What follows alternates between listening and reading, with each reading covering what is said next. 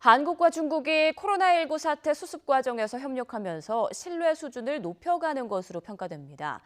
양국 정상의 신뢰 수준 격상은 양국 관계 개선에 긍정적인 요소지만 이번 사태가 장기화 양상을 보이는 만큼 냉정하게 상황을 관리해야 한다는 지적이 나옵니다. 왕선택 통일외교 전문기자입니다.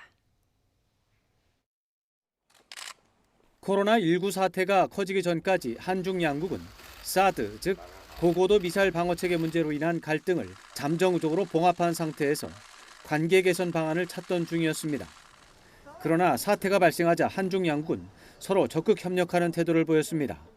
우리 정부는 중국을 위험 지역으로만 규정하지 않고 동시에 지원과 협력 대상으로 규정하면서 방역 물품 지원에 적극 나섰습니다.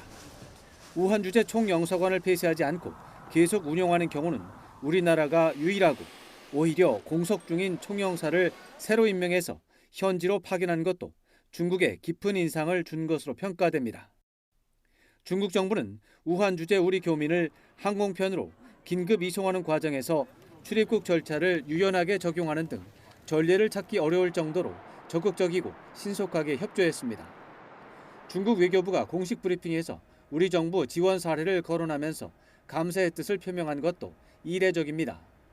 시진핑 주석이 문재인 대통령과의 전화통화에서 감사의 뜻을 전하고 한중 정상회담 일정 진행을 재확인한 것은 양국 정상 간 신뢰 수준이 한 단계 격상했음을 보여준 것으로 평가됩니다.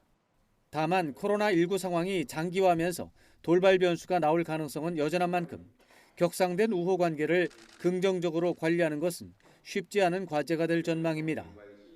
미중 경쟁 구도를 의식하면서 한미 동맹도 유지해야 한다는 점에서 한중 관계 개선에 대한 정책 홍보를 적정한 수준으로 유지하는 것도 민감한 과제입니다. 한중 간의 방역 관련 정보 교환을 제도화하면서 북한을 포함하는 동북아 보건 정보 교류로 확대하는 노력은 보이지 않는 과제가 될 것으로 보입니다. YTN 왕선택입니다.